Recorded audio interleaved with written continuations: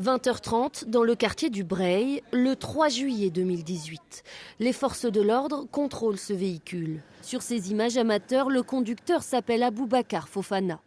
Il ne donne pas son vrai nom aux policiers, il fait l'objet d'un mandat d'arrêt pour crimes en bande organisée, recel et association de malfaiteurs. Le contrôle tourne rapidement au drame.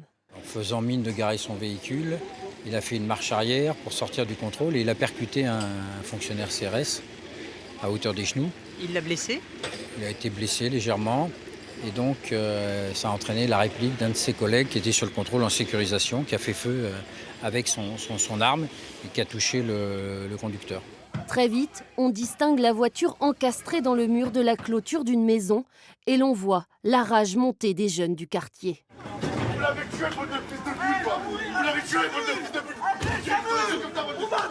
Aboubacar Fofana décède quelques heures plus tard, vers 23h au CHU de Nantes, d'une balle dans la carotide.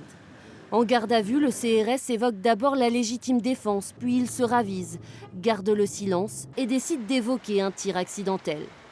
Au quartier du Breil, la nouvelle se répand très vite et les jeunes crient vengeance. Durant 3 jours, la violence embrase les quartiers nantais. Des voitures brûlées, des commerces saccagés, les émeutes laissent des traces.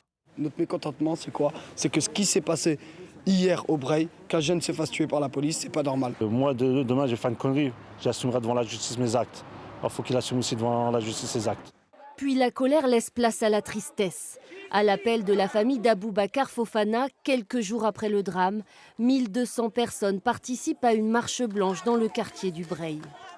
On laisse la justice faire son travail, mais nous sommes là aujourd'hui pour cette marche blanche, pour lui apporter et pour apporter à sa famille toutes nos condoléances et tous nos soutiens. 1 an après le drame, rue des Plantes, le mur a été reconstruit et une plaque commémorative a été posée. Le CRS, quant à lui, a repris ses fonctions hors voie publique. Il est interdit de port d'armes. Il est dévasté par la mort de cet homme parce qu'il n'a pas voulu la mort de cet homme. Donc évidemment, quand vous tuez quelqu'un que vous ne le voulez pas, c'est terrible. Et puis il est évidemment sous la peur des suites. Septembre 2020, une reconstitution est organisée mais délocalisée par crainte des représailles. 5 ans après le drame, en 2023, l'affaire piétine toujours. On a fait un appel à témoins, nous, justement, parce qu'on espérait des images qu'on n'a pas eues. Donc il n'y a pas d'images. Donc on est obligé de travailler avec des témoignages humains qui sont recueillis par des policiers dans des situations forcément complexes. 7 ans après le décès d'Aboubacar Fofana, le policier sera jugé pour violence par une personne dépositaire de l'autorité publique ayant entraîné la mort sans intention de la donner. Il encourt jusqu'à 20 ans de réclusion criminelle.